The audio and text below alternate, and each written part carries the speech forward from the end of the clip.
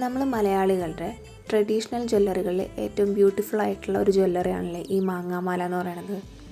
ഇന്ന് നമുക്ക് അങ്ങനെ ഒരു മാങ്ങാമാല ഉണ്ടാക്കി നോക്കിയാലോ, അതും കുറച്ച് ഡിഫറെൻ്റ് ആയിട്ടുള്ള ഒരു സ്റ്റൈലിൽ. നമ്മളിപ്പോൾ ഉണ്ടാക്കാൻ പോകുന്ന മാങ്ങാമാല നേരിട്ട് കാണാൻ വീഡിയോയിലുള്ളതിനേക്കാളും ഭയങ്കര ബ്യൂട്ടിഫുള്ളാണ്. നമ്മുടെ ട്രഡീഷണൽ വെയേഴ്സ് ആയിട്ടുള്ള സാരിയുടെ കൂടെയും പട്ടുപാവാടയുടെ കൂടെയൊക്കെ സ്റ്റൈൽ ചെയ്ത് കഴിഞ്ഞാൽ ഭയങ്കര അടിപൊളിയായിരിക്കും. ഒരു ട്രഡീഷണൽ അസ്തെറ്റിക് ഫീലായിരിക്കും. നമ്മൾ സാധാരണ ഈ മാങ്ങാമാലയുടെ പെൻഡൻറ്റ് അല്ലെങ്കിൽ ഇൻവിസിബിൾ ചെയിൻസിൻ്റെ ഒക്കെ പെൻഡൻറ്റിന് ഒരൊറ്റ ഗിയർ വയർ ഇടുന്നതായിട്ടല്ലേ നമ്മൾ കണ്ടിട്ടുള്ളത്. ഇന്ന് നമ്മൾ ഈ മാങ്ങാമാല പെൻഡൻറ്റിന് 2 ഗിയർ വയർ ഇട്ട് കൊടുക്കുന്നുണ്ട്. അങ്ങനെ 2 വയർ ഇടാനുള്ള ഹോളും അതിലുണ്ട്. നമ്മുടെ മാങ്ങാമാല ലോക്കറ്റിൽ 2 ഗിയർ വയർ ഇതുപോലെ കോർത്തെടുത്തിട്ട് ഗോൾഡൻ ഷുഗർ ബീഡ്സ് 2 എണ്ണം വീതം കോർത്തെടുക്കുന്നുണ്ട്. അതിനുശേഷം ഒരു റെഡ് ബീഡാണ് കോർത്ത് കൊടുക്കുന്നത്.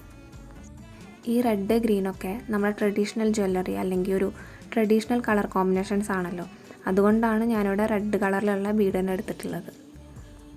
നമ്മുടെ മാങ്ങാമാല പെൻഡൻറ്റിൻ്റെ 2 സൈഡിലും 2 ഗോൾഡൻ ഷുഗർ ബീഡ്സ് ഇട്ട് കൊടുത്തതിന് ശേഷം ഗിയർ ലോക്ക് ഇട്ട് പ്രസ് ചെയ്തെടുക്കുന്നുണ്ട്. അത് 2 ഗിയർ വയറിലും നമ്മൾ ചെയ്യുന്നുണ്ട് കേട്ടോ.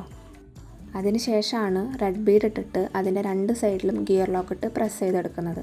അങ്ങനെ ഒരു സൈഡിൽ 3 സെറ്റായിട്ടാണ് നമ്മൾ റെഡ് ബീഡ് ഗിയർ ലോക്കിട്ട് ലോക്ക് ചെയ്തെടുക്കുന്നത്. കറക്റ്റായിട്ടുള്ള ഡിസ്റ്റൻസ് കീപ്പ് ചെയ്താണ് നമ്മൾ ഓരോ റെഡ് ബീഡും ഗിയർ ലോക്കിട്ട് എടുക്കുന്നത് കേട്ടോ. അതിനുശേഷം നമ്മൾ സാധാരണ ചെയ്യുന്നത് പോലെ ഒരു ഹുക്കും കൊളുത്തൊക്കെ ഇട്ട് കൊടുക്കുക. ഇത്രയും ചെയ്ത് കഴിഞ്ഞാൽ നമ്മുടെ സിമ്പിൾ ആൻഡ് ബ്യൂട്ടിഫുൾ ആയിട്ടുള്ള മാങ്ങാമാല റെഡി ആയി കഴിഞ്ഞു.